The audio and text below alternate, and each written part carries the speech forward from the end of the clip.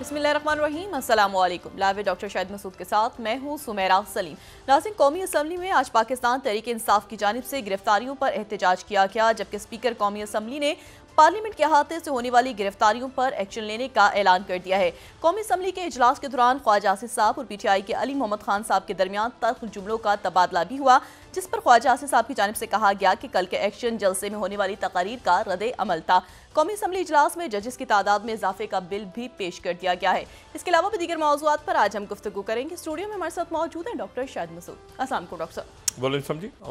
Doctor साहब, कौमी assembly में आज PTI की जानिब से गिरफ्तारियों पर एहतजाज किया गया है, जबकि स्पीकर कौमी असम्बली की जानिब से पार्लियामेंट के अहाते से होने वाली गिरफ्तारियों पर एक्शन लेने का कहा गया है। तलखी बढ़ रही है और सिस्टम जो है ये कोलैप्स हुआ हुआ सारा, और वही मैं जुमले बार बार रिपीट कर रहा हूँ कि ये सिस्टम नहीं चल रहा। अच्छा, यही दिन थे और अभी कुछ ही अरसे पहले की बात लगती है, लेकिन देखें तो इसको 23 साल गुजर चुके, और 23 साल गुजर चुके और चंद घंटों के बाद जो है वो 23 साल उस साने को होंगे जिसने तमाम दुनिया की जो तारीख़ है वो बदल दी। और मैं ज़ाती हवाले से भी थोड़ी सी अपना जिक्र भी कर लूँ उस हवाले से, क्योंकि एक बड़ा यानी उस रोज़ जो है वो पहली दफ़ा मैं TV पे आया था, और वो था 9/11, 11 सितंबर 2001,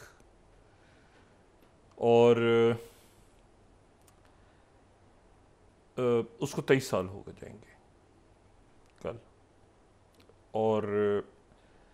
लंदन का जो वक्त था वो क्योंकि लंदन से नशरियात शुरू हुई थी ARY की, और मैं इंतहाई मशकूर हूँ उनका कि उन्होंने उस वक्त प्लान ये था कि दिसंबर से पहला जो यानी न्यूज़ का है सिलसिला वो दिसंबर से स्टार्ट करेंगे, लेकिन ये एकदम सानिया पेश आया। तो मैं उस वक्त इंपीरियल कॉलेज में मौजूद था जो कि नॉर्थ एक्टन, तो नॉर्थ एक्टन इंपीरियल कॉलेज का एक हॉस्पिटल एफिलिएटेड जो है वो नॉर्थ एक्टन में था। तो वहाँ पे करीब ही ये एक छोटा सा बहुत ही छोटे से स्टूडियो से पाकिस्तानी चैनल था, इसका नाम था पाकिस्तानी चैनल, और 2-3 घंटे की ट्रांसमिशन थी शुरू में, फिर वो बढ़ गया, टाइम हमने ज़्यादा ले लिया उनसे। और इनिशियली ऐसा हुआ कि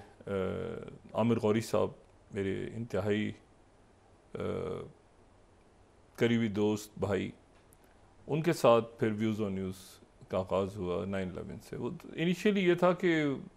फुटेजेस जो हैं वो मतलब TV जो है वो CNN की नशियात चल रही थी और आवाज़ें उर्दू में आ रही थी, तब उर्दू में हम कमेंट्री कर रहे थे बैठ के। तो ये जो है ये 8:46 पे सुबह जो अमेरिका का मकामी वक्त है उस वक्त जो है वो पहला तैयारा टकराया था नॉर्थ टावर से, और उसके बाद 9:03 पे दूसरा तैयारा जो है वो टकराया था साउथ टावर से, और फिर जो है वो 10:03 पे जो है वो जो फ़्लाइट 93 थी पेंसिल्वेनिया में वो क्रैश हो गई थी, और उससे पहले जो है वो पेंटागन के ऊपर जहाज़ टकरा गया था। और उसमें जो है वो फिर ज़ाहिर है कि फिर एक तवील सफ़र है जो इलेक्ट्रॉनिक मीडिया का पाकिस्तान में। अगले साल फिर जब इलेक्शन हुआ 2002 का, तो उस वक्त जियो आया, और उससे भी एक तवील सफ़र उनके साथ जियो के साथ रहा, और उस वक्त जो है वो बड़ा मुश्किल था। आप ये अंदाज़ा लगाएं कि ये जो ये मतलब एक मुश्किल काम उस ज़माने में ये था, ये टिकर उर्दू में बनाना जो है ना। तो पहले दिन जब टिकर्स बना के एक्सपेरिमेंट किए कि टिकर्स कैसे बनते हैं, तो वो ये उलट चल पड़े क्योंकि वो जिस तरह से बनाए थे तो बड़े बड़े डिज़ास्टर, फिर ये घड़ी कैसे होगी, फिर टाइम कैसे होगा, फिर ये तो एक तवील इलेक्ट्रॉनिक मीडिया का जो सफ़र है, और उसमें जो है फिर बहुत अरसे तक मुझे पता नहीं था कि जियो आ गया पाकिस्तान में, और जियो को छुपा के रखा हुआ था, क्योंकि उसकी वजह ये है कि वो वहाँ पे तो लाइव स्ट्रीमिंग नहीं होती थी उस वक्त, और तो मुझे पता ही नहीं था कि जियो आ गया। हालांकि शकील और रहमान साहब से उन्होंने पहले मुझे जियो के लॉन्च होने से पहले कहा था कि आप तशरीफ़ लाइए, और साथ उनके बड़े ज़बरदस्त वाजिद शमसुल हसन साहब साथ थे। तो लेकिन फिर मुझे तो पता ही नहीं था कि जियो आ गया है, कोई मैं सुनता था लेकिन पता ही नहीं था वो लंदन में, क्योंकि लाइव ट्रांसमिशन ही नहीं थी, इंटरनेट इस तरह से था ही नहीं, लाइव स्ट्रीमिंग। और फिर उसके बाद 7 अक्टूबर 2001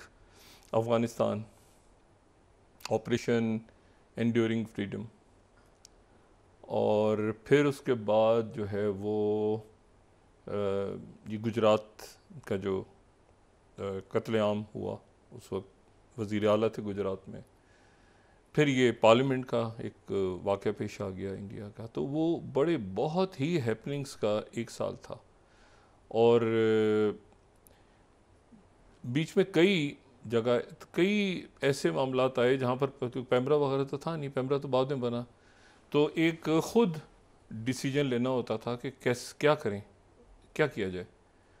तो मैं जो प्रोग्राम करता था आमिर गौरी साहब के साथ, व्यूज़ ऑन न्यूज़, ये प्रोग्राम रात को 2:30 बजे लंदन से होता था, और सुबह 7:30 बजे पाकिस्तान में देखा जाता था। सुबह 7:30 बजे इसको पाकिस्तान में देखते थे, और मोइनुद्दीन हैदर साहब उस वक्त वज़ीर दाखिला थे, तो वो शुरू के दिनों में वो, हमीद गुल साहब। फिर ये है कि मुझे पता चला कि बड़े ज़बरदस्त जो है पाकिस्तान में एक सहाफ़ी हैं जिन्होंने उसामा बिन लादेन का जो है वो इंटरव्यू किया है, उनको फिर मैं रेगुलरली अपने साथ लेता था अपने प्रोग्राम में टेलीफोन पे। और टेलीफोन भी वही होता था, वो ना छोटे से कार्ड वाला मिलाओ और उसके बाद वो ख़त्म हो रहा है, उसमें इतने मिनट रह गए और इतने मिनट रह गए, और वो हामिद मीर साहब होते थे। और फिर ग्रेजुअली ये हुआ कि हामिद मीर साहब थे, इरफान सिद्दीकी साहब जो हैं वो थे, फिर 2002 के इलेक्शन में तशरीफ़ भी लाए इरफान सिद्दीकी साहब। और शुरू में तो ये हुआ कि एक बड़ी ज़बरदस्त हमारी सियासतदान है, उनका मैंने पहली दफ़ा किसी प्राइवेट टीवी पे टाकरा करा दिया एक साहब के साथ, जो अभी मेरे ख्याल से मौसूफ शायद लंबी कोई जेल काट रहे हैं अलकायदा के साथ, बाद में वो उनके ताल्लुकात लंबी जेल में है। उनको मैंने उनके साथ बिठा दिया, और दोनों की आपस में जो वहाँ पर जो यानी डिस्कशन हुआ है, अच्छा वो भी इंग्लिश में और ये भी इंग्लिश में, और जो है वो शहरी रहमान साहिबा थी।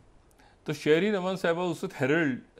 से उन्होंने बेनज़ीर भुट्टो साहिबा लंदन में थी, रहमान मलिक साहब भी वहीं होते थे। तो ये बहुत ही शुरू में, तो फिर होता है ना पहला, और वो फिर नवाज शरीफ साहब की जो एक वो फुटेज नहीं है जिसमें नवाज शरीफ साहब जो है वो आगे जो है वो सलाखें हैं और जब वो कैद थे, तो वो वाली फुटेज जो है वो भी लंदन में फिर हमने चलाई। फिर शहबाज शरीफ साहब नाराज़ हो गए, पहली दफ़ा वो आए, यहाँ पीछे पाबंदी लग गई यहाँ से वो आए नहीं, शहबाज शरीफ साहब नाराज़ हो गए स्टूडियो में, और सड़क के ऊपर शहबाज शरीफ साहब का के जो है ना नाराज़ होकर उठ के चले गए। मैं पीछे दौड़ रहा हूँ कि जी हमने नहीं किया, वो पीछे पाकिस्तान में जो है वो एक मसला हो गया है, आपका प्रोग्राम नहीं चल पा रहा। और इसी तरह से फिर एहसन इकबाल साहब को भी नहीं कर पाया था मैं, पूरी कोशिश की लेकिन नहीं कर पाए, हम लाइव नहीं कर पाए एहसन इकबाल साहब को। तो एहसन इकबाल साहब और बहुत से फिर मतलब है कि फिर पूरा एक सफ़र है तवील। लेकिन बहरहाल ये आप देखें कि हर शख्स को जो यानी जो मेरी जनरेशन के लोग हैं, मुझसे जूनियर हैं या सीनियर जो भी हैं, उनको एग्जैक्ट याद है कि वो 9/11 पे जब ये वाक़या पेश आया वो कहाँ थे, वो दफ्तर में थे, वो घर पे थे, वो ये वाक़या ऐसा लोगों के जहनों में है आज तक, क्योंकि उसके बाद फिर एक तारीख़ पूरी वो जो तारीख़ है, आगे फिर इराक़ है, फिर आगे बहुत कुछ लंबा, लेकिन वो जो हिस्ट्री एक होती है ना, इसमें 2900 2970 या 77 इतने लोग इसमें जाँ बाग हो गए थे। और 9 टावर पे तो सारे ही लोग चले गए थे, जाँ बाग हो गए थे। जो साउथ टावर था उसमें ये थोड़ी देर बाद 1 घंटा 40 मिनट बाद ही कोलैप्स हो गए थे ढांचे दोनों, और आसपास की बिल्डिंग भी, टावर 7 भी। बड़ी डिटेल में बात, लेकिन मैं सिर्फ ये बता रहा हूँ कि ये जो है ये 23 साल मुकम्मल होने जा रहे हैं कल 9/11 को। और आप देखें कि उसके बाद से लेकर अब तक दुनिया किस तरह से बदली है, और पाकिस्तान का इलेक्ट्रॉनिक मीडिया माशाल्लाह बहुत आगे गया, फिर डिजिटल मीडिया आ गया। और ये मैं बात आपसे कह रहा हूँ pre Twitter, pre YouTube, pre WhatsApp, pre वो छोटा सा इंटरनेट जो होता है ना, इसको मिला मतलब है कि www अभी जो है वेबसाइट भी नहीं खुल रही, कुछ नहीं हो रहा, और ये वहाँ से हो रहा होता था। शामी साहब बड़ी मेहरबानी करते थे कि वो प्रोग्राम को अपने अखबार में जो मैं बात करता था वो शाये कर दिया करते थे। और इलेक्शन की जब ट्रांसमिशन हुई तो उसमें फिर इरफान सिद्दीकी साहब और अजीम चौधरी साहब, और उस वक्त न्यूज़ में लिखते थे शफकत महमूद साहब, उस वक्त PTI में नहीं थे, वो तशरीफ़ लाए। तो बहरहाल बड़ी एक ज़ाती यादें भी हैं इस तारीख से, और एक अजीब सा दिन है। अच्छा जी, तो अब तो 9/11, और 9/11 से चंद घंटे पहले, यानी 9/11 की जो वहाँ पे एक सोगवारी का एक माहौल होता है अमेरिका में, और तो उससे चंद घंटे पहले आज जो है वो अभी कुछ देर के बाद जो ABC न्यूज़ है, ABC न्यूज़ एक बड़ा उनका न्यूज़ नेटवर्क है, और ये जो है ये डिज़नी जो डिज़नी नेटवर्क, वॉल्ट डिज़नी वाला, वो इसको ओन करते हैं। तो ABC पे पहला मुबाहिसा हो रहा है 90 मिनट्स ड्यूरेशन का, कैमला हैरिस और ट्रंप का। ये पहली दफ़ा दोनों शख्सियात आपस में आएंगी, 90 मिनट के लिए आएंगे, और वही होगा कि स्टूडियो जो हैं वहाँ पे वहाँ पर कोई और शख्स होगा नहीं, यानी सिर्फ जो लोग सवाल पूछेंगे वो मौजूद होंगे, और दोनों शख्सियात होंगी, कैमला हैरिस और ये। अच्छा, ट्रंप जो है ये पहली दफ़ा होगा कि कैमला हैरिस बमुकाबला ट्रंप, क्योंकि इससे पहले तो बाइडन जबरदस्त हो गए थे पहले मुबाहिसे के नतीजे में, तो वो फारिग हो गए थे बेचारे। तो वो जो है वो इसमें होंगे नहीं। कैमला हैरिस पहली मरतबा, क्योंकि इससे पहले कैमला हैरिस जो है जो वाइस प्रेसिडेंट के तौर पे माइक पेंस के सामने थी, तो ये पहली मरतबा ट्रंप के सामने होंगी। अब तो ट्रंप तो जो हैं सो हैं, कैमला हैरिस के लिए बड़ा चैलेंज है कि अच्छा वो उधर से जुमले कसेंगे, वो ज़ाहिर है वो नास्टी लेडी, उन्होंने हिलरी क्लिंटन को कहा था और जुमले कहे थे, ये किस तरह से उस रिस्पॉन्ड करती हैं, क्योंकि ये भी लॉयर रही हैं, वकील रही हैं, लेकिन कितनी ग्रिप है ट्रंप के सामने, किस तरह से वो जवाब देती हैं। वो सवालात जो हैं उसमें क्या यूक्रेन डिस्कस होता है, क्या उसमें चाइना डिस्कस होता है, क्या उसमें लोकल इमिग्रेशन डिस्कस होती है, क्या उसमें गज़ा डिस्कस होता है, क्या ट्रेड, तो ये अभी तक जो है किसी को नहीं पता। तो दोनों जो है वो, ट्रंप ने तो प्रैक्टिस ही नहीं की, ट्रंप तो प्रैक्टिस नहीं कर रहा, ये कैमला हैरिस प्रैक्टिस कर रही है, ज़ाहिर है उसकी प्रिपरेशन कर रही है कि, और उन्होंने अपने एक टीम के मेंबर को ट्रंप बनाया हुआ है तो उसके साथ सवाल जवाब कि कैसे चुप करवाना है, क्या करें, वो ज़ाहिर है क्योंकि ट्रंप एक बड़ा ऐसा आदमी है ना जो मतलब है कि अच्छा फिर वही कंडीशन है कि माइक बंद रहेगा, वो बीच में बोल नहीं सकते, और ये सारा। अब एनीवे, तो वो आज मुबाहिसा होने जा रहा है। अच्छा, ये बड़े बहुत ही इंटरेस्टिंग टाइम्स हैं, क्योंकि ये मुबाहिसा है, और इस मुबाहिसे के दौरान जो है वो ज़ाहिर है कि ये तय होगा, क्योंकि 8 हफ्ते रह गए हैं, 8 हफ्ते अमेरिकन इलेक्शंस में, 8 हफ्तों के बाद तय होगा कि अमेरिका का, और ये आखिरी मुबाहिसा है, 2 मुबाहिसे होने हैं, तो ये आखिरी मुबाहिसा है जिसमें जिसके बाद तय होगा कि जो दरमियान में लोग हैं, यानी ट्रंप के फॉलोअर्स हैं, कैमला हैरिस के फॉलोअर्स कैमला हैरिस के नहीं हैं। मतलब कैमला हैरिस पहली दफ़ा बताएंगी ना कि मैं Kamala Harris as a president of United States of America, मैं मतलब किस तरह से क्या कैसे प्रेजेंटेशन होगी उनकी एज अ प्रेसिडेंट। तो ये जो है ये बड़ी इंपॉर्टेंट बात है कि ये आज का मुबाहिसा जो है, पहले जो मुबाहिसा हुआ था उसको 51 मिलियन लोगों ने टीवी पे देखा था। तो आज देखते हैं कि क्या उसको कल तक क्या आती हैं चीज़ें, ये चंद घंटों के बाद अभी शुरू हो जाएगा। अच्छा, ये मुबाहिसा जो है उस वक्त हो रहा है जब बड़ी इंपॉर्टेंट डेवलपमेंट इसीलिए हो रही है कि सेक्रेटरी ब्लिंकन है, सेक्रेटरी ब्लिंकन बरतानिया में है, और बरतानिया में उनकी मुलाकात जो है वो डेविड लेमे से हुई है, जो कि फॉरेन सेक्रेटरी हैं ब्रिटेन के। और ये जो है ये स्ट्रेटेजिक डायलॉग इनका, यानी अभी देखें CIA और MI6 के चीफ्स ने बात की थी चंद रोज पहले पहली दफ़ा पब्लिकली। अब जो है वो सेक्रेटरी खारजा अमेरिका के एंथनी ब्लिंकन और फॉरेन सेक्रेटरी बरतानिया के, वो जो है उनके दरमियान स्ट्रेटेजिक डायलॉग हो रहा है। और स्ट्रेटेजिक डायलॉग के बाद जो है, और ये बड़ी यानी इसमें ये इंपॉर्टेंट बात है, ये मैं सेकंड स्लाइड यहाँ कोट करता हूँ कि ये जो है ये फॉरेन सेक्रेटरी जो हैं गवर्नमेंट ऑफ यूके की तरफ से, foreign secretary and secretary of state Anthony Blinken ने जो special relationship closure then ever before की बात की है, उसमें यूक्रेन, इसको पूरी दुनिया का डिस्कशन हुआ है ना, उसमें कौन कौन से इश्यूज हैं, यूक्रेन वॉर, ईरान के साथ क्या मामला हैं, न्यू स्ट्रेटेजिक डायलॉग है ये, न्यू स्ट्रेटेजिक डायलॉग। और इसमें जो इंपॉर्टेंट बात है वो ये कि Middle East, deescalation of Middle East, मशरिक वस्ता, यूक्रेन की सपोर्ट और बाकी ग्लोबल सिक्योरिटी। तो यूके और यूएस जो है ये एक तरह से आप समझें कि ये सेक्रेटरी ब्लिंकन का पहला दौरा है जो वो आए हैं यहाँ पे, ये किसी भी आला अमरीकी अहदेदार का पहला दौरा है। न्यू स्ट्रेटेजिक डायलॉग हो रहा है यूएस एंड यूके। और उसके साथ ही जो बरतानिया के वज़ीर आज़म हैं, बरतानिया के वज़ीर आज़म जो हैं स्टेमर, वो रवाना हो गए हैं अमेरिका के लिए, जहां उनकी दूसरी मुलाकात होगी प्रेसिडेंट बाइडन से। तो वो गालिबन ये तकरीर नहीं देख पाएंगे, वो जहाज़ में होंगे कहीं, ये शायद कहीं मुलाकात वगैरह, ये जो मुबाहिसा हो रहा होगा, तकरीर तो नहीं है जो कैमिला हैरिस से, मुझे नहीं पता कैमिला हैरिस से उनकी मुलाकात होगी या ट्रंप से, वो तो बिल्कुल पता नहीं, मिलते ही नहीं मिलते, मुझे नहीं पता। लेकिन बहरहाल वो प्रेसिडेंट बाइडन उनको होस्ट करेंगे 13 तारीख को। तो ये अच्छा, और जो इसमें इंपॉर्टेंट बात है, ख़ास बात ये है कि जो सेक्रेटरी ब्लिंकन है और जो यूके के फॉरेन सेक्रेटरी हैं, वो दोनों एक साथ केव आएंगे यूक्रेन, अपनी पूरी सपोर्ट शो करने के लिए कि हम यूक्रेन के साथ खड़े हैं। तो ब्रिटेन और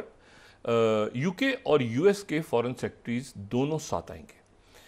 और ये जो हैं ये यूक्रेन को अपनी सपोर्ट मुकम्मल तौर पे बताएंगे वहाँ पे। अच्छा, अब लेकिन ये वही ट्रिकी सा है कि वो जनाब जो रशिया है वो आगे बढ़ता जा रहा है। वो जो ब्लफ था, गैम्बल था, जो कर्स का गैम्बल था, वो ख़त्म, वो उसको मान लिया है कि वो नहीं, ज़ेलेंस्की उसको नहीं सही तरह से समझ पाए। वो वेपन्स चीख रहे हैं, अंदर करप्शन है, उनके करप्शन, वो एक को हटाते हैं दूसरे को, तीसरे को, पता नहीं, अब मुझे नहीं पता कि किस तरह से ये सेटलमेंट कैसे होती है, एग्रीमेंट, पीस एग्रीमेंट कैसे होता है, क्या होता है। और इस वक्त मज़ीद ना अमेरिका वेपन्स देगा फर्दर और ना मेरे ख्याल से ब्रिटेन देगा, क्योंकि बहुत वेपन्स, और इसकी कोई सेटलमेंट बड़ी ज़रूरी है। अच्छा, ये जो है ये उस वक्त हुआ है, तो 2-3 वाक़यात एक साथ। एक तो ये है कि ये बरतानिया के सेक्रेटरी और अमेरिका के सेक्रेटरी स्टेट दोनों ने वहाँ पर बात, जो सेक्रेटरी ब्लिंकन ने जो बात की है उसमें उन्होंने यूक्रेन और गजा सीज़फायर, और कहा है कि हम बिल्कुल करीब हैं, हम सीज़फायर मुआहदे के बिल्कुल करीब हैं, 90% मुआहदा तकरीबन हमारा तय हो चुका है और बस जल्द ही वो साइन हो जाएगा। ये आज इन्होंने दोबारा बात की है। अच्छा, अब इसमें जो यहाँ पर जो है वो इशू है वो ये है कि ये जो बात है, और ये मैं यहाँ पे टाइम्स ऑफ इसराइल को कोट कर रहा हूँ कि ब्लिंकन ने दोबारा कहा है कि ये जो प्रपोजल है ये very soon times of Israel. और गैलन जो है उनके वज़ीर दिफा, वो कह रहे हैं कि ये स्ट्रेटेजिक हमारी जो है, उन्होंने एक नया लफ्ज़ निकाला है कि ये मुआहदा अगर साइन हो जाता है तो हमारे लिए स्ट्रेटेजिक अपॉर्चुनिटी है। अब ये हर जगह strategic victory, strategic defeat, strategic पता नहीं क्या, स्ट्रेटेजिक डायलॉग, स्ट्रेटेजिक, वो कह रहे हैं स्ट्रेटेजिक अपॉर्चुनिटी है, ये मुआहदा साइन हो जाए तो स्ट्रेटेजिक अपॉर्चुनिटी है। मुझे नहीं पता कि इसका क्या ये क्या लफ्ज़ है, लेकिन ये जो है वो कहते हैं कि यहाँ पर हमास ख़त्म हो गई है, हमास का ख़त्म हो चुका है और ये हमारे लिए स्ट्रेटेजिक अपॉर्चुनिटी है कि हम यहाँ पे जो है ये 11वीं स्लाइड भी दिखाएं जरा, स्ट्रेटेजिक अपॉर्चुनिटी कि हम इस डील को साइन करें। ये वज़ीर दिफा है वहाँ के, तो नथिंग आऊ भी आगे पीछे, क्योंकि अब दोबारा से उन्होंने बात की है कि ये अच्छा जी, तो स्ट्रेटेजिक अपॉर्चुनिटी है उसमें। लेकिन उसमें ये हुआ है कि अलमसावी का जो इलाका है, अलमसावी का इलाका जो है वो अगर नक्शे में हम देखें तो बहुत, वो उसके बारे में कहते हैं कि वो हीथ्रो एयरपोर्ट के एक टर्मिनल से भी छोटा इलाका है ये गजा का। और ये वो इलाका है जहां पर 18 लाख लोगों को कहा था कि ये महफूज इलाका है, पूरे गजा को छोड़ के यहाँ पे आ जाओ, पूरे गजा को छोड़ो और इधर आ जाओ, ये महफूज इलाका है। उस इलाके के ऊपर बॉम्बिंग हुई है, और वो ऐसे हुई है उस इलाके पे बॉम्बिंग के, अच्छा वो 0.06 करके किलोमीटर इस तरह करके वो गुंजा लोग जब जान बचाने वहाँ बैठे हुए थे सारे, उसके ऊपर उन्होंने बॉम्बिंग की है। और उसके 40 कम से कम वो पूरे चिथड़े उड़ गए, वो गायब, फैमिलीज गायब हो गई, बच्चों कुछ पता नहीं कहाँ गए, मतलब उनकी बॉडीज भी नहीं है, वो इतने खौफनाक वहाँ पे बॉम्ब्स गिरे। तो ये जो है, अच्छा इसमें जो है इन्होंने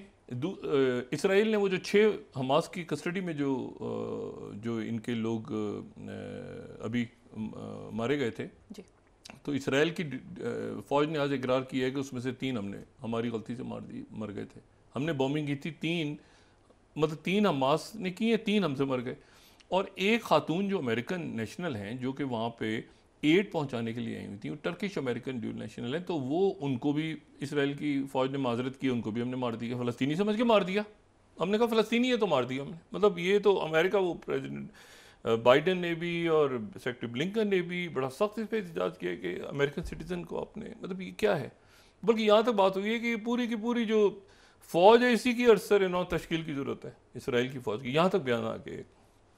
ये इवेंट्स हो रहे हैं। अच्छा अब ये जब जिस वक्त ये दौरा करेंगे इसी हफ्ते, ये अभी 1-2 दिन जो हैं अगले, ये जब जाएंगे यूक्रेन, कीव जाएंगे, तो ये वो दिन होंगे, बल्कि ख़त्म हो चुका होगा उस वक्त तक, तो जो ब्रिक्स के नेशनल सिक्योरिटी एडवाइज़र्स हैं वो मॉस्को में हैं, जिसमें चाइना से वांगी भी हैं और इंडिया से जो हैं वो अजित डोवल भी हैं, क्योंकि ब्रिक्स है ना, और सऊदी अरेबिया भी है और इजिप्ट भी है, तो उनके जो नेशनल सिक्योरिटी एडवाइज़र्स जो हैं उनकी मीटिंग हो रही है मॉस्को में। लेकिन मेरा नहीं ख्याल, देखना ये है कि एक तो वहाँ पर मेरा नहीं ख्याल कि इस वक्त जो ब्रिक्स से हट के वो कोई पीस का, हो सकता है कोई बात पीस की करें मुल्क दूसरे, लेकिन जाहिर है कि वो इस वक्त जो प्यूटिन है, प्रेसिडेंट प्यूटिन, वो तो इस उसमें आ रहे हैं, क्योंकि जो 2 सेक्रेटरीज हैं, फॉरेन सेक्रेटरीज, वो केव में होंगे, तो ये ब्रिक्स के एनएसएस वहाँ पे होंगे, तो पीस एग्रीमेंट के ऊपर तो कैसे बात आगे होगी, कैसे नहीं होगी। और वो प्यूटिन कहते हैं कि कोई इशू है नहीं, मैं तो दोनबास का जो इलाका है, दोनबास के ऊपर हमें अपनी कंप्लीट जो है वो चाहिए यहाँ पे, और बाकी कोई इशू नहीं है, बाकी फिर बात कर लेते हैं, लेकिन वो दोनबास को तो लेके छोड़ेंगे, अभी तक जो आसार लग रहे हैं। अच्छा ये तो अब 4-5 मामला इकट्ठे हो गए। एक तो ये कि ये आज तय होगा कि ट्रंप आगे, या क्योंकि अभी तक जो कैमला हैरिस हैं वो जितने पोल्स हो रहे हैं उसमें वो ट्रंप से आगे हैं, लेकिन बहुत थोड़ा आगे हैं, ये नहीं बिल्कुल ऐसे टाई हुआ है, जितने रायामा के पोल्स हैं, तो उनको बहुत ज़्यादा आगे होना है। यानी कैमला हैरिस ने अगर अपने आप को असर्ट करवाना है एज ए प्रेसिडेंट तो बहुत ज़्यादा आगे होना है, वरना ये कि ट्रंप उनसे आगे निकल जाएंगे। तो ये आज का जो डिस्कशन है, आज की जो डिबेट है, प्रेसिडेंशियल डिबेट, ये बहुत इंपॉर्टेंट है। उधर ये जो डेवलपमेंट्स हो रही हैं, अब यहाँ पर वो कह रहे हैं कि हमने दोबारा पेश करना है अभी सीज़फायर एग्रीमेंट, और सीज़फायर एग्रीमेंट पेश करना है, सेक्रेटरी ब्लिंकन ने कहा है। और उनके इम्पोर्टेंट बात जो सबसे ये है कि जो टॉक्स हैं उसमें मिडल ईस्ट की डीएस्केलेशन, साथ ही जो है वो यूक्रेन की सिनेरियो, तो यूक्रेन का भी हल अल्टीमेटली तो पीस का होगा, और गज़ा का तो सीज़फायर इंपॉर्टेंट है, और फिर उसके बाद बाकी मामला, फिलदल्फी कॉरिडोर, ये तो ऐसे नेतन्याहू ने कत्लेआम किया है इस पूरे अरसे में, वो तो भुगतेगा। लेकिन अब जो है वो जो प्रेस स्टेटमेंट है आज दोनों फॉरेन सेक्रेटरीज की, उसमें मिडल ईस्ट और यूक्रेन, अब यूक्रेन ट्रिकी है, मिडल ईस्ट भी ट्रिकी है, मतलब है कि क्योंकि देखें यहाँ पर जो वो कहते हैं हम ठीक है गज़ा में हमारा काम ख़त्म हो गया, अब हम जाएंगे लेबनान की तरफ, मतलब एक पागलों की हुकूमत, पागल बैठे हैं वहाँ पे, वो कहते हैं हमास हमने ख़त्म कर दी है और अब हम जा रहे हैं लेबनान फतह करने के लिए, और यहाँ पर जो है वो 41-42 हज़ार लोग शहीद हो चुके हैं और वबाएँ फूटी। अभी ये तो खुलेगा अंदर तो पता चलेगा, जिस नेतन्याहू डरा हुआ है कि जब खुलेगा गज़ा और दुनिया एंटर होगी अंदर, तो अंदर इज्तिमाई कब्रें हैं, कैसे बच्चे माजूर पड़े हैं, ज़ख्मी कितने हैं, क्या है, तो अंदर जो सूरत हाल नज़र आती है, और रजिस्टर्ड हैं सारे लोग कैंप्स में, तो कितने ज़िंदा बचे हैं, ये जो फिगर आएगी वो तो बड़े भयानक। तो इससे बात से भी डरे हुए हैं ना सारे कि वो एक दफ़ा खुल गया गज़ा तो फिर क्या होगा। तो ये लेकिन दोबारा सेक्रेटरी ब्लिंकन ने आज कहा है कि, और साथ उनके डेविड लैम्बे भी खड़े थे कि सीज़ फायर और पीस, साथ ही उन्होंने कहा कि ये इशू भी उठाया कि ईरान जो है वो रशिया को मिसाइल सप्लाई कर रहा है, और ईरान जो है वो रशिया, लेकिन मसला ये है कि ईरान रशिया को कर रहा है, तो रशिया और ईरान तो वो कह रहे हैं हम पार्टनर हैं भाई एक दूसरे के, ये क्या मसला है, वो हम रशिया ईरान से अगर असला लेते हैं तो हमारा तो इशू ही कोई नहीं है। अच्छा, अब ये है सारा, तो ये मिडल ईस्ट और यूक्रेन का टर्मोइल जो है ये क्या रुख तैयार करता है आने ये 24 घंटे 48 घंटे 72 घंटों में, ये इंपॉर्टेंट डेवलपमेंट। मैं कह रहा हूँ पाकिस्तान की इंटरनल पॉलिटिक्स में जो ये इंटरनल चीज़ें डिस्कस हो रही हैं, दुनिया में इतना कुछ हो रहा है कि ये टोटल इरेलीवेंट हो चुकी हैं बातें कि, और उसमें जो मतलब है कि ये सिस्टम कुछ भी डिलीवर नहीं कर पा रहा, इस बात का इन खुद को भी एहसास। आप देखें ना, आज कौमी असम्बली में जो कुछ हुआ या कल रात को हुआ या जो परसों की जो सारा मामला हुआ, जो जलसे में जो तकारीर हुई, उससे पहले जो पकड़ तो छोड़े, मैंने कहा ये सारा इसमें अब स्पीकर साहब को नहीं पता कि गिरफ्तारियाँ होंगी। ओ भाई, अब स्पीकर हैं, हुकूमत है, उनको नहीं पता कि क्या हुआ रात को। कह रहे क्या हुआ रात को, ऐसे हम सब बैठते हैं आपस में। तो एक अजीब से जो इस अरेंजमेंट में लोग हैं वो भी अनईजी हैं, जो बाहर हैं वो भी मतलब, और पब्लिक भी अपनी जगह पे। तो ये या तो सारे बैठ के मामला को हल करेंगे, और इस तरह तलखी बढ़ती चली जाएगी तो फिर तो ये वैसे ही इसने गिरना है। ये मैंने आपसे पहले दिन से मैं कह रहा हूँ, जिस दिन खान साहब की गवर्नमेंट गई थी मैंने कहा था ब्लैक होल है, कोई वजह मतलब बस एक बात कह दी थी कि इसके बाद ब्लैक होल होगा, इसके बाद कुछ भी चीज़ खड़ी नहीं हो पाएगी। अब अपनी जगह आप इधर से इधर कर दें, इधर से इधर बिठाएं, कुछ भी आप कर दें उसमें, वो सिस्टम नहीं खड़ा रह पाएगा, और ख़ुद ब खुद ऐसा होगा कि हालात अब तलखी होगी, उसमें क्या होगा, लड़ाई झगड़े जो भी कुछ होगा, लेकिन आपका सिक्योरिटी। अब देखिए, मैंने 9/11 के साथ उसको यानी 23 साल हो जाएंगे, और वो उस वक्त के इवेंट्स, उस वक्त 9/11 के इवेंट्स आज तक जब आप स्टार्ट करते हैं रीजन की पॉलिटिक्स को, जियो पॉलिटिक्स को, तो आज की पॉलिटिक्स पर भी उस वक्त के असरात हैं। और उस दिन जो कुछ हुआ था उससे पहले वहाँ पर क्या होता रहा अफगानिस्तान में, ठीक है, अलकायदा और सारे मामला जो थे वो सारे वहाँ पे वो असरअंदाज हुए थे 9/11 पे। 9/11 आज तक असरअंदाज। और मैं सिर्फ ये बात कह रहा हूँ कि देखिए 9/11 में दो वाक़यात हुए थे। एक तो ये ना 9/11, फिर 7 अक्टूबर को अटैक हो गया अफगानिस्तान पे। लेकिन जो दूसरा बड़ा वाक़या हुआ है जिसको, वो ये कि चाइना WTO का हिस्सा बना, और वो अमेरिका ने कहा इसको भी ले आओ, इनको भी ले आओ, या सब जमहूरियतें इन मुल्कों में सब में बहाल होंगी, चाइना वहाँ से निकलना शुरू हुआ, ठीक है ना। तो बात ये है कि अब ये सारे इवेंट्स हैं, और फिर पहला वो नेटो की एक्सपेंशन, ये साथ साथ चलती रही by the time Iraq war, वो उसके बाद फिर वही न्यू यूरोप और ओल्ड यूरोप। एनीवे, मैं सिर्फ ये कहने जा रहा हूँ कि ये सारे मामला जो हैं ये अब किसी हतमी शक्ल को इख्तियार करने जा रहे हैं। यूक्रेन को भी ज़्यादा देर तक नहीं छोड़ा जा सकता। ब्लड शेड हो रहा है, चाहे यूक्रेनियंस हो जाए, ब्लड शेड है, सिविलियंस, यहाँ तो जेनोसाइड है। तो इसको अब कैसे सेक्रेटरी ब्लिंकन क्या फार्मूला पेश करेंगे, और क्या फिर उसके बाद वो फिर रिजेक्ट हो जाएगा, फिर क्या होगा उसमें, लेकिन ये खुदा जानता है। इसी दौरान जो है वो आप वक्फा लें तो फिर उसकी बात करते हैं। देखें, फिर मणिपुर है। ये मुझे बिल्कुल जो ईगोस का मसला होता है ना, ईगोस का मसला, जहाँ पे ईगो आ जाती है कि आपने नहीं बात करनी, उसके नतीजे में मामला ख़राब से ख़राब तर होते चले जा रहे हैं। कोई आज की बात नहीं है, ये कोई 2000 से जब मैंने स्टार्ट किया, 2020-21 से जब से मैं ये डिस्कस कर रहा हूँ, ये जब से वायलेंस शुरू हुआ था, मैंने ये 7 सिस्टर स्टेट्स और ये सारा, तो हम तो ये बात करते रहे हैं, बहुत सालों से कर रहे हैं कि ये जो सिलीगुड़ी कॉरिडोर, और मुझे नहीं समझ में आया कि डोकलाम के बाद कैसे इंडिया जो मोदी गवर्नमेंट है वो कैसे समझ बैठी कि मामला तय हो गए हैं सारे, और वो उसके बाद मणिपुर को नहीं संभाला, और मणिपुर के नतीजे में ही बांग्लादेश में जो है वो चेंज आ गया। तो अब मणिपुर आप वक्फा लें। मैं आपको देखें, ये रीजन के जो पूरी दुनिया के इवेंट्स हैं ना, इसमें सिक्योरिटी, इकोनॉमी, सोशल अनरेस्ट, कितना कुछ कवर मैंने ज़ाती तौर पे की है। 2000 हिस्ट्री टिप्स पे होती है ना जैसे, तो मेरा भी है कि ज़रा रुख्सत लेके जो है ना मीडिया से किताब सब लिखी जाए, कुछ पढ़ा जाए बैठ के। लेकिन ये है कि ऐसे है टिप्स के ऊपर अनकही कहानियाँ जो होती हैं ना बहुत सारी, तो ये है कि अब इसको ये अल्लाह करे कि ये हम लोग निपटाएं आपस के मैन मेड क्राइसिस, बड़े बड़े बुरानों से हम निकले हैं, लेकिन ये है कि ये वक्त नहीं है इस वक्त के जो कुछ हो रहा है यहाँ पाकिस्तान में, ये वक्त नहीं है, ये सिस्टम नहीं डिलीवर कर पा रहा, और सिस्टम उसको डिलीवर करेगा, इकॉनमी तो ठीक होगी, सब कुछ जब across the board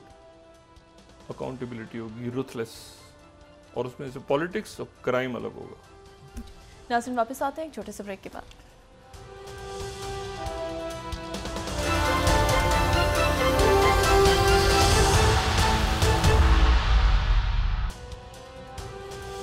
welcome back नाज़रीन। डॉक्टर साहब, कौमी असम्बली इजलास में आज जजेस की तादाद में इजाफे का बिल भी पेश कर दिया गया है। अभी बिल है, अभी ये देखते हैं कि क्या मेरे ख्याल से जज ज़्यादा उनकी जो तादाद है वो ज़्यादा बढ़ाने को, करीब इश्यूज बहुत डिफरेंट हैं मुल्क के इस वक्त, जो है ना, ये सिक्योरिटी कंसर्न्स और जो बाकी मामलात हैं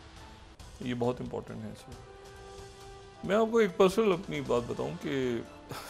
9/11 के हवाले से कि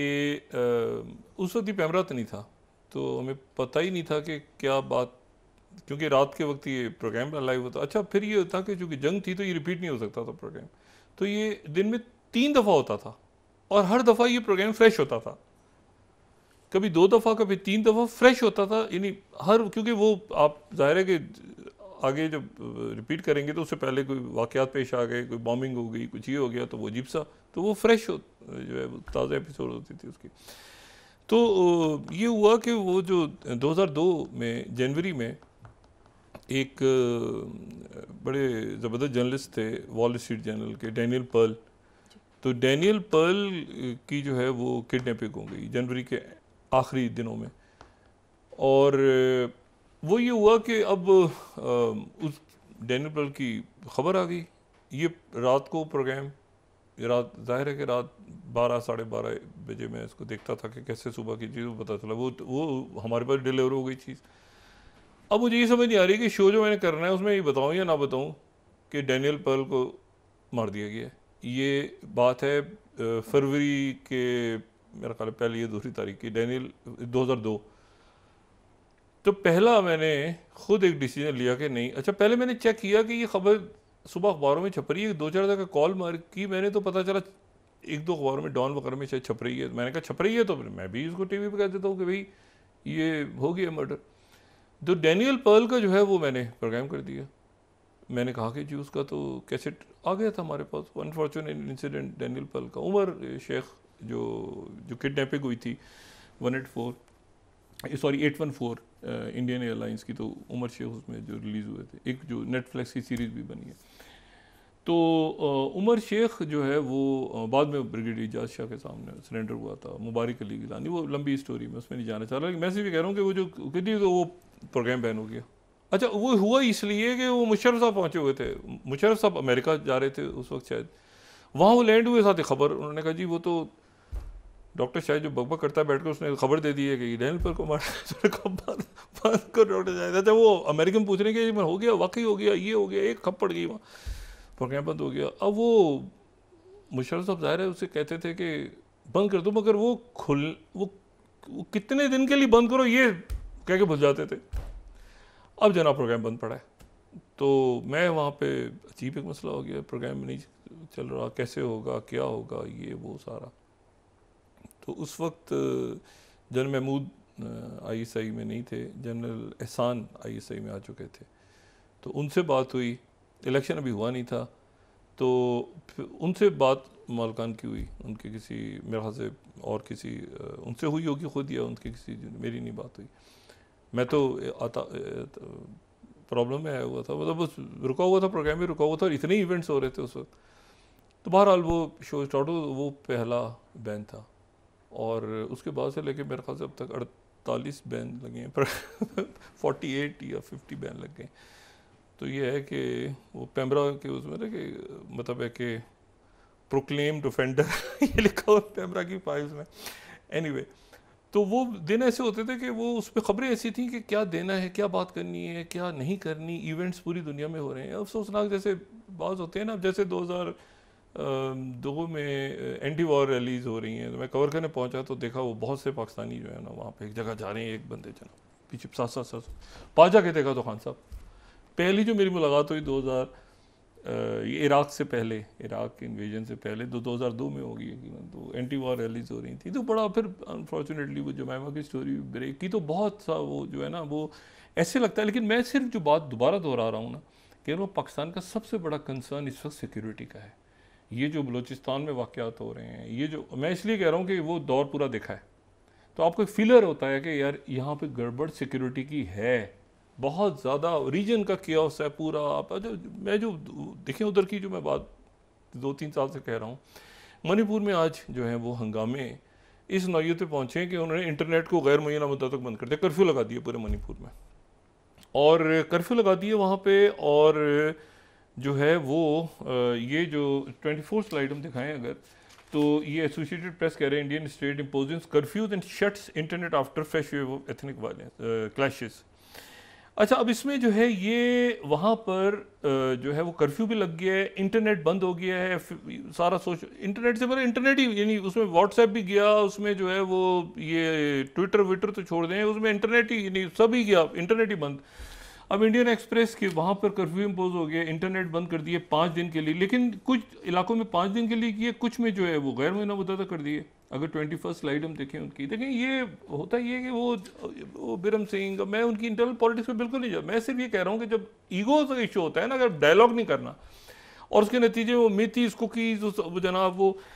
अभी तो हिंदू कह रहा है कि वहाँ स्टूडेंट्स जो है वो राजभवन तक पहुँचे, 40 उसमें क्लैश हो गए, उसमें क्लैश हुआ पुलिस के साथ, बंद हो गए। फिर 19 slide mobile internet broadband VPN band और 5 डेज इन मणिपुर। ये हल नहीं है। हिंदुस्तान टाइम्स ब्रेक कर रहा है कि Manipur erupts again, government suspend internet, imposes curfew, massive agitation. ये देखें इशू ये है कि ये मुझे नहीं पता कि ये क्यों इसको क्योंकि उसकी वजह है, उसकी वजह यह है कि ये रीजनल एक टर्मोइल बन रहा है। आसाम, बांग्लादेश, अच्छा बांग्लादेश में आज उनकी तरफ से कहा गया है कि जी ये जो है ये उन्होंने फिर कहा है कि जी हमारे बंदे को बॉर्डर पे मार दिया है इंडियन फोर्सेस ने। और ये ढाका ट्रिब्यून को मैं कोट कर रहा हूँ 30th, Bangladesh protest border killing again. और द डेली स्टार जो है वो जो है वो कह रहा है कि Bangladesh made protest language stronger, border killings हो रही हैं। वो कह रहे हैं कि इंडियन जो है वो उनकी बॉर्डर सिक्योरिटी फोर्सेस बांग्लादेश के लोगों को मार रही है सरहद पे, और बांग्लादेश के उन्होंने कहा कि अब हमारी बात जो है ज़ुबान सख्त होती जा रही है, हमारी जो है वो it plays a very negative role in Bangladesh India relations. अच्छा, ये जो सारे मामलात हैं ना, ये मामलात, अच्छा उधर वो ममता बनर्जी जो है उनसे मगरबी बंगाल नहीं समझ रहा, यानी जो उधर जो डॉक्टर जो हैं, लेडी डॉक्टर का जो वाक़या हुआ, इंटरनल पॉलिटिक्स में डिस्कस बिल्कुल नहीं। मैं सिर्फ ये कह रहा हूँ कि जो कि ये वेस्ट बंगाल और ये बंगाल, अब वो ममता बनर्जी जो हैं वो डॉक्टर के साथ जो लेडी डॉक्टर की जाती और कत्ल हो गया उसको वो सही तरह से नहीं हैंडल कर पा रही, तो बीजेपी उनके अगेंस्ट, और आम पब्लिक भी पूरे इंडिया में भी बड़ा गुस्सा है भाई कि ममता बनर्जी क्या करेंगी। वो एक अजीब इशू है वहाँ पे। अगर फ़र्ज़ करें उनकी हुकूमत गिर जाती है तो यहाँ पर बीजेपी की हुकूमत आ जाती है, तो वो बीजेपी की हुकूमत फिर कैसे, वो तो और तलखी बढ़ेगी बांग्लादेश के साथ। तो इश्यूज़ हैं और इनको संभालना चाहिए था ममता बनर्जी को, इश्यूज़ उन्होंने शायद संभाला नहीं। क्या हुआ, वो उनकी पार्टी जो है वो तृणमूल वो भी क्राइसिस में है, उधर से वो झगड़े होते, ये जो है ना ये जो केओस उस तरफ जन्म ले रहा है। ये देखें ये अब उन्होंने नहीं सुनी बात और वो निकले, वो कुकी सुनेंगे, ये मिथिस सुनेंगे, कबाइल सुनेंगे, ये कर्फ्यू रेट ख़त्म हो जाती है। इशू ये है सारा। और उनके पास क्या है जनाब, लेटेस्ट वेपन्स। अच्छा, पुलिस कह रही है कि जी हमने छापा मारा है उनके पास से और लेटेस्ट जो है वो हमने चीज़ें पकड़ी हैं और असलहा और पता नहीं खुदा जाने क्या क्या जो उनसे बरामद हुआ है और ये और वो सारा। बात यह है कि ये दक्कन हेरिटेज को met 25 Tales of sophisticated rockets recovered after drone high-tech missile attacks in Manipur, 25th slide। तो फिर एक कॉप को भी मार दिया, एक सोल्जर को वहाँ मार दिया मणिपुर में 26। तो ये हंगामे बढ़ रहे हैं और ये हंगामे फिर जाके मर्ज हो सकते हैं विद सिचुएशन इन म्यांमार, क्योंकि उधर से सिर्फ बांग्लादेश नहीं, इसमें म्यांमार को भी ऐड करें। म्यांमार की जो सिचुएशन है और आगे फिर म्यांमार के आगे तो फिर एक बिल्कुल ही आप समझें कि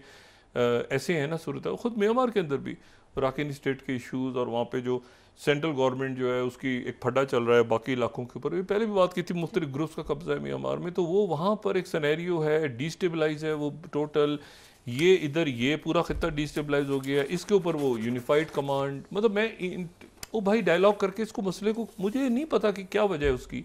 कि क्यों डायलॉग करके मसले को नहीं निपटाते। ये मसला पकड़ा है और बड़े अरसे से पकड़ा है, इस वक्त तो वो इसको निपटा देना चाहिए था 1-2 सालों में कि भाई डायलॉग करके, और एक बंदे को हटा के अब गवर्नर रूल सिक्योरिटी वो भी नहीं हो रहा, वो पकता जा रहा है उधर मसला। तो डॉक्टर यूनुस जो हैं वो जा रहे हैं बांग्लादेश के, डॉक्टर यूनुस अमेरिका जा रहे हैं और उनकी वहाँ पे बड़ी मुलाकातें हाई लेवल की होने जा रही हैं, ख़ास तौर पे जो इकॉनमी के हवाले से, बांग्लादेश की इकॉनमी और IMF के साथ मामलात और बाकी सारे, और भी हो सकता है उनकी बायलैटरल वहाँ पे मुलाकातें हों, क्योंकि वहाँ पे जो ज़ाहिर है कि यूनाइटेड नेशंस का इजलास होने वाला है। ये सारे इवेंट्स हैं। अब ये सारे इवेंट्स जो हैं इनको छोड़ के वापस आके ये डिस्कस किया जाए कि पार्लियामेंट की तकरीर में किसने क्या किया था। इशू ये है ही नहीं, इशू ये है कि इकॉनमी, सोशल अनरेस्ट ख़त्म हो और अक्रॉस द बोर्ड अकाउंटेबिलिटी एक दफ़ा हो, और उसमें से जो मतलब वो करप्शन का फैक्टर एक तरफ निकले, पॉलिटिक्स एक तरफ जाए, सर्विसेज कहाँ पे किस अदारे ने क्या काम करना है, आपकी सिक्योरिटी फोर्सेस का क्या रोल होगा, ठीक है, आर्मी, कोर्ट्स, पॉलिटिकल सिस्टम कैसे चलेगा, क्या मतलब एक इकॉनमी कैसे लॉन्ग टर्म लॉक करना है आपने, मतलब अगले 10 साल 12 साल वो सिचुएशन खिता देखें ना, ब्रिक्स में आप जाते हैं, फिर SCO में जाते हैं, फिर डिजिटल करेंसी की तरफ जाते हैं, फिर आप कैसे, मतलब है कि ये तो अजीब सा एक खटपट नहीं होती, अंदर लड़े मारे, मतलब मार देंगे ये कर, भाई ठंडे होके बैठे। नवाज शरीफ साहब को मैं हमेशा उनसे गुजारिश करता हूँ कि वो APC कॉल करें, जरदारी साहब कॉल करें, उनमें सलाहियत है, इनमें है, मौलाना साहब कॉल कर लें, मतलब किसी तरह ये आपस में सारे बैठ के और इश्यूज़ को आगे लेके चलें। लेकिन वो इतनी पोलराइजेशन हो गई है कि मैं आपसे कह रहा हूँ कि पता ही नहीं है, हुकूमत को भी नहीं पता कि क्या हुआ है रात को कौमी असम्बली में। तो ये तो बड़ी अजीब सी बात है, किसको पता है फिर क्या हुआ है। लोग गिरफ्तार हो गए हैं, वो उधर वो तकरीरें की हैं, वो हाँ साहब कह रहे हैं मैं इस्टेब्लिशमेंट से बात नहीं करूँगा। फिर बात क्या हो रही थी, क्या क्या चल रही थी, मैं इनके सारे रहनुमाओं से पूछता रहा हूँ कि भाई आपकी कोई बात हो रही है, तो